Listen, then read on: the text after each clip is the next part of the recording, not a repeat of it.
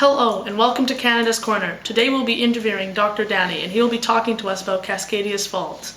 Hello Dr. Danny, it is a pleasure to have you on our show. Hello Chase, and it's my pleasure to be here. Can you please start off by telling us what is Cascadia's fault? Well, Cascadia's fault was basically a subduction zone running from Vancouver Island all the way to California. A subduction zone is basically when one plate is subducting or going under another plate. Can you please tell us what a fault is? A fault is basically when the one plate is subducting, the one will get stuck, causing tension to build. And when that tension finally releases, it leaves a megathrust earthquake. What is a megathrust earthquake? Megathrust earthquake is just a really big earthquake, bigger than normal ones. These earthquakes tend to take out buildings and lives. Are all buildings in danger? No, not at all. Most newly constructed or newly renovated buildings have a bigger chance of surviving. On the other hand, old brick buildings or unreinforced masonry have a much bigger chance of being destroyed or severely damaged. Are all cities or places in the West Coast in danger? No, not all. But the huge cities like Victoria, Vancouver, and Seattle will be affected. But general societies in North America pose no serious threat if a tsunami or megathrust earthquake had to hit. If a megathrust earthquake were to occur, what kind of preparation would we need? Well, we'll need food and you'll need to pack things. Food and water are mandatory. You do not know how long you'll be without them. Also, you will need a source of light and warmth. The light just to notify others of your position if needed, and warmth simply to keep you and or your family warm. You'll also need a shelter. Anything from a tent to a car will do. And you just have to keep out the weather. But you have to keep these things ready to go at any given moment, because you never know when an earthquake might strike. Can you please tell me what landslides are? Landslides are basically a steep hill or cliff when the shaking motions of an earthquake causes the hill to collapse, sending debris and rocks down the hills.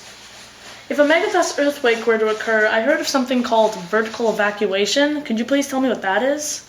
Vertical evacuation is just strategic locations on high ground. If a earthquake had a hit, a tsunami might will most likely form, and you want to be on high ground when that happens. Do we know when the next megathrust earthquake is due? No, but we can only predict. Using a global positioning system, commonly known as GPS, we can sort of predict, but it's not that good. So we know that a megathrust earthquake could be in 50 years, could be in 100 years, or even 200. We don't know. But by monitoring the plates, we notice that Vancouver Island every 40 months slips west for about 10 days and then just simply goes back. We think this is causing of a plate subducting under the Pacific plate. The Richter scale is a scale used to measure the size and magnitude of an earthquake. But do we know what the next megathrust earthquake's magnitude will be? We estimate from a 7 to 8 magnitude earthquake. What's the difference between a 7 and 8 magnitude earthquake? Well, the 8 magnitude earthquake will be 30 times more powerful than the 7. That's a lot. We'll be back after these messages. Hey, this is Our Job Pool Service. Dial 1-800 Our Job.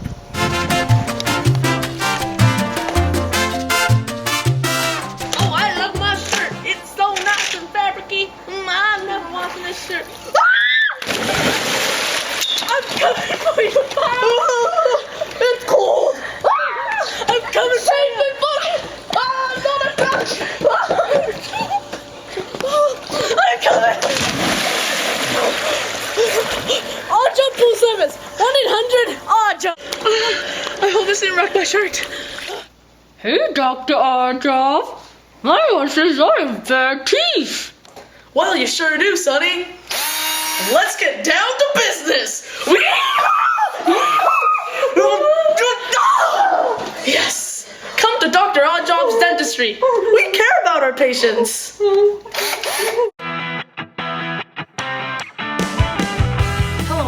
Canada's Corner with your host, Chase Parker. I've heard of something called the plate tectonic theory. What is that? The plate tectonic theory is just a theory that the Earth's crust is broken into several tectonic plates.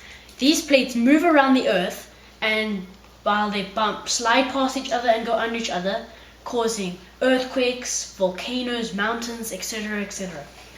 What is the Juan de Fuca plate, North American plate? The Juan de Fuca plate is just a plate subducting under the North American plate, right by the Cascadia's fault. I've heard we have had many megathrust earthquakes in the past. Can you please tell us how you know this? Well, there are many techniques we used to discover this.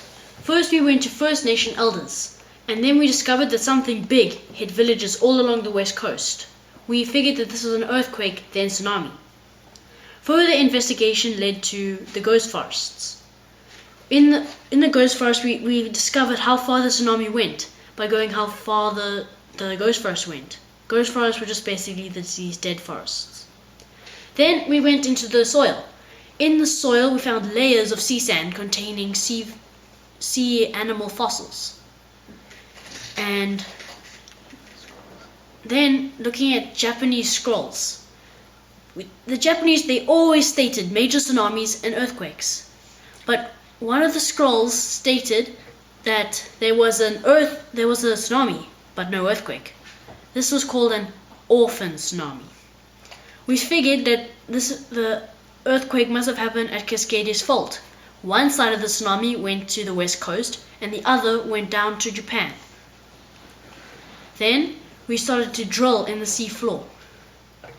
And this we discovered layers of deposits from 41 megathrust earthquakes, all the way from the last ice age. I also remember, I think there was another technique that they used. It was tree ring dating. Oh, curse my old brain. Of course. I'm so sorry, ladies and gentlemen. There was a study on the tree rings. When a tree dies, it stops generating its rings. So by looking at all the trees, we can approximately tell when the tsunami hit. Thank you so much for your time, Dr. Danny. Its pleasure was mine. Stay tuned next week for Canada's Corner when we interview another special guest. Chase Parker signing out.